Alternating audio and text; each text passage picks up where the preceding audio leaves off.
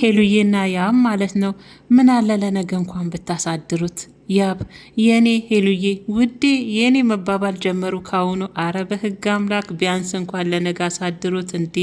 ለማንኛውም ደስ ይላል፣ ይመቻችሁ። ስለታረቃችሁም ደስ ብሎናል። በነገራችን ላይ ማለት ነው ፍቅር ግን እኮ ደስ የሚል ነገር ነው። ቤተሰቦች የእውነቴን ነው የምላችሁ። በተለይ የእውነት ሲሆን በቃ የለም ደስ የሚል ስቃይ ነው። እና ለማንኛውም ሄኑና ያብ ማለት ነው የኔ ያብ ነው እኮ የኔ ሄሉዬ ደግሞ ውዴ ወደ አየር ላይ ቅድም ቪዲዮ ለቀውልን አሁን ደግሞ ወዲያውኑ በዛኛው ገብተው የኔ ውዴ መባባል ጀምሯል። ለማንኛውም ይመቻችሁ።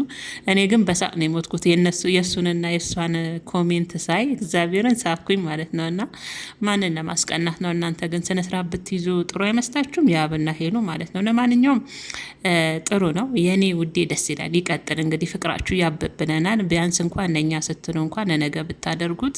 አንዳንዴ የእኛንም ስሜት ጠብቁንን እንጂ እንደ የእኛንም ስሜት የእኛን ቅመሞችም ስሜት መጠበቅ አለባችሁ።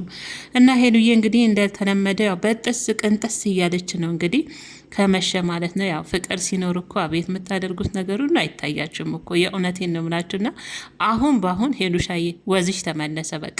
ያብም አሁን በአሁን ወዙ ተመለሰ በቃ። ሄሉዬም እንግዲህ ተመልሳ ቅንጥስ ብጥስ እያለች እየተሽከረከረችብን ነው።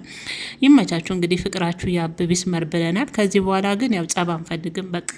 ኮሜንቶች ተናግሯል ሰልችቶናል ብለዋል። እኔ ራሱ እንዴት እንዳስጠላኝ። እዛም ስትሄዱ ጸብ፣ እዛም ስትሄዱ ጸብ። እውነት በቃ ፍቅርን ስበኩ።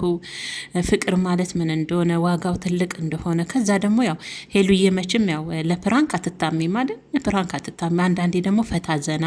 ያብንም ደግሞ አስቀይመሽብን ደግሞ ያው ተመልሶ ደግሞ እንዳይኮበልን እንደው ፈታ ዘና የሚያደርግ የማያስቀይም ያንቺንም ክብር የማይነካ እሱንም ፕራንክሽን መችም ትችይበታለሽ። እሱን እየሰራችሁ እኛንም እንደው ከስራችንም እንደው ፈታ ዘና እንድንል ቢያንስ እንኳን እችን 10 ቀን በተለይ ሳውዲ ያላችሁ ልጆች አላችሁ፣ እስቲ እጃችሁን አውጡ። በነገራችን እችን 10 ቀን ትምህርት ተዘግቷን እንግዲህ ተሰብስበው እንግዲህ እናት ቤት በተለይ የምትሰሩ እግዚአብሔር ጽናቱን ይስጣችሁ፣ እኔን ጨምሮ ማለት ነው። ትምህርት ተዘጋ ማለት በቃ ዲዲዲዲ 10 ቀን ናትክሩ 10 ቀን እንኳን ቤታቸው ማሳለፍ አይችሉም። እግዚአብሔርን ነው መላችሁ። በጣም ነው የሚያስጠሉኝ። እኔማ ትምህርት ሲዘጋ ኩትት ብለው ሲመጡ ያናደኛል። እና ለማንኛውም ሄሉዬ ፈታ ዘናኛንም እንደዎችን 10 ቀን ከድካም ገገም የሚያደርገን ፕራንክ ዘና የሚያደርግ እያስተማረ ብለቁልን። ከዚህ በኋላ ጭቅጭቅ አንፈልግም። አንቺና ያብን በቃ የእውነት ከሆነ በፍቅር ነውልን። የእውነት እኛ ደብሮናል እያሉ ነው ኮሜንቶችም። እኔ ድምጽ ነው ናቸው ብዬ ነው የኔም ድምጽ ተጨምሮበት ማለት ነው። ለማንኛውም ሄሉና ያብ ግን አስቀውኛል። እግዚአብሔር አይታችሁ ከሆነ ቤተሰቦቼ ቲክቶክ ላይ መቼም ቲክቶክን ዳሰስ የማታደርጉ የላቸውም። እና ሄሉዬ እንግዲህ በሙዚቃ ቅንጥስ ብጥስ ስትል ያብ ከስር ገብቶ የኔ ሄሉዬ ደግሞ ውዴ አቤት አቤት። ይሄ መቀመጣጠል ግን ዘላቂ ቢሆን ደስ ይላል። ዘላቂ ያደርጉት እንግዲህ አየር ላይ እንዳይቀር ማለት ነው። ለማንኛውም ይመቻችሁ ማለት ነው። ቅመሞችዬ እናንተም ይመቻችሁ።